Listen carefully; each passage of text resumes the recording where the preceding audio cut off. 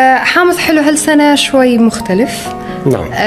بسبب رحيل الله يرحمه الأخ الصديق رضا طارش الله يرحمه. فأريدك تسولف لي أول مشهد دار بالقهوة. نعم. بغياب رضا طارش، الكواليس. غائب حاضر إن شاء الله. هو روحه ويانا كانت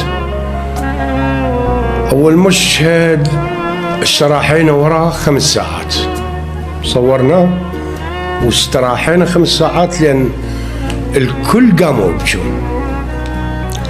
المشهد الأول ضروري المشاهد العراقي يشوفه. استحضرنا روحه، خلينا صورته،